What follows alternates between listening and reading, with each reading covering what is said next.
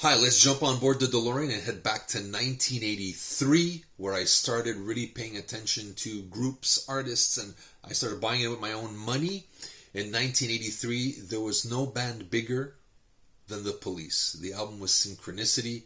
We'll start off with the basics, okay? The album was released in June 1st, 1983, produced by Hugh Padgham, and the Police were made up of Andy Summers, Stuart Copeland, and Sting, right? These guys only lasted about 5 years and had 5 albums to their name, but by this album, the touring, the ending of their marriages, these guys are very different people. They're not getting along. But that anger, that fuel that will implode the group creates this album that is made up of 2 distinct parts, a very diversive, daring, experimental album, but yet there's a commercial, accessible album in there too. I think I heard Synchronicity 1 from a friend and just went, wow, what a great rock song. I'm going to the store, pick this up, because I knew the Police had a reggae influence, which I wasn't crazy about at the time. So I didn't really pay attention to them. My mistake, I was naive. What can I say? I was like 14, 15 years old. I liked more drumming and the guitar playing hard, like a Zeppelin or something, So, when I hear, every little thing she does is magic, I'm like, okay, But by this time, when I heard Synchronicity 1, I rented the record store, picked it up. Kind of was taken aback how this is not the album I thought it was going to be. But I was young, again. I didn't understand what they were going through. I didn't understand a lot of the meanings. Probably some of them I still don't. There's a lot going on in there. So I'll try to do my best with the tracks. So Synchronicity 1. So the album name, the title, and this track is based on a theory of synchronicity by Carl Jung, who believed that life was not a series of random events, but rather an expression of a deeper order. Bottom line, it was a catchy song for me at that time. I loved it. I still love that song. Walking in Your Footsteps is basically Sting talking about the demise of the dinosaurs, how everything ends, and mankind will do the same. We're walking in the footsteps. We all walk in the same footsteps. Oh My God is, I guess, Sting's cry or crisis of faith, where he believes there's a distance between God and man and how we're not hearing him and he's not hearing us. That's how I took it. Mother is a weird track at the time. I did not like. I hated that song when it first came out. I'm learning to get into it as I got older.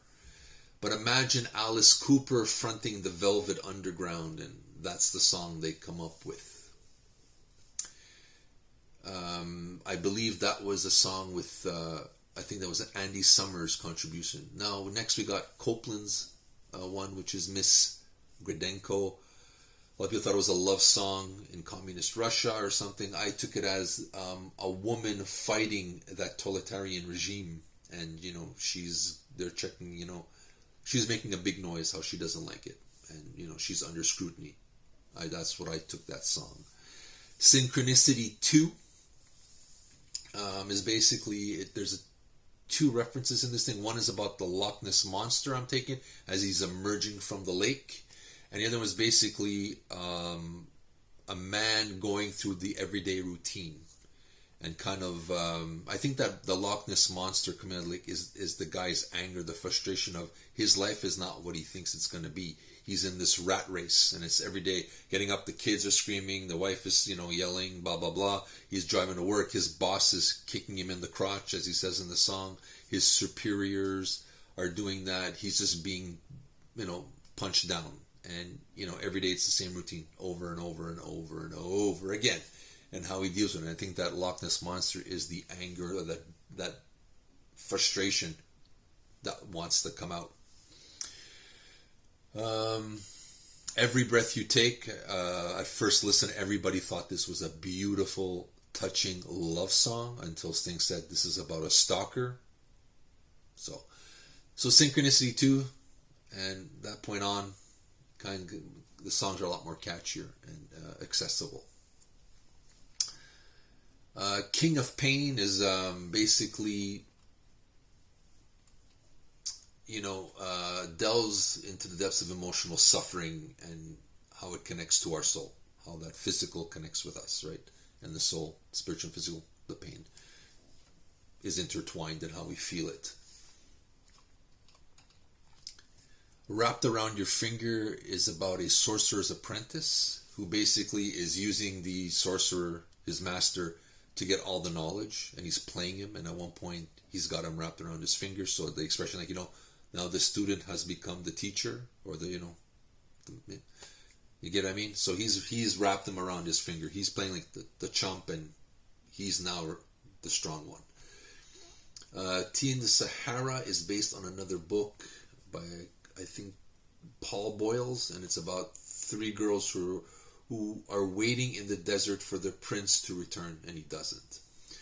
Murder by Numbers is another weird one. It's kind of almost sounds like a child's song about murder. So it's like murder by numbers, 1, 2, 3. It's as easy to do as your ABCs. Some people say it's a dark satire about the government and how they kill people or eliminate people to get what they want. So if you're thinking it's basically like the building up of a killer and how he's put in his mind, it's like child's play, right? So it depends on how you take it. Overall, this was a phenomenal album. Like I said in the beginning, with the beginning where it kind of goes differently, where I thought like Walking in Your Footsteps, oh my God, Mother, Miscredenko, it doesn't sound like your typical rock album. It wasn't for me, and it still isn't, but that's the beauty of it. It's much deeper, and the more you listen, the more you go through the layers, you see how this album is very daring, very diverse, very bold. And that's why it's considered a classic by this day. It's not what it seems to be. It's a experimental, dark album about a group who is falling apart, and they're putting everything they have, this anger, this frustration, this ending, into an album. And I think that's the magic of it. I think once you read up about it and see how hard it was for them to make this album, it makes it all the more magical. And that the lyrics don't exactly mean what you think is amazing. That you can take this song and have multiple interpretations of what the songs could mean is very, very interesting. And it still makes it a great listen to this day. I'm glad I picked it up. It got me to be a Police fan, and I went backwards and picked up the other albums. I still think this is, their best for me, because the songs that are accessible are really accessible. And then it gets you back into going into the other ones like Mother and Miscredenko. Miscredenko I get into a lot more now. Mother still, every once in a while, I sit back and go, but I get what they were doing. So, but other than that, fantastic album. It's 40 years ago. It's still in my collection. I still listen to it every once in a while, and I think it's a must in your collection. If you have a handful of albums from 1983, the Police's Synchronicity should be one of them. If not, you need to go pick that up or download it as fast as you can and see the greatness of this band. What they did in 5 years, some bands can't do in 50. So amazing. So you let me know what you think. Do you have a favorite track? Do you like this album? Do you ever bought this album? Love to hear from you. If you can, it would mean a lot if you hit the like button and subscribe to the channel. This is Steven with my reevaluation or remembering of the Police's Synchronicity. See you soon.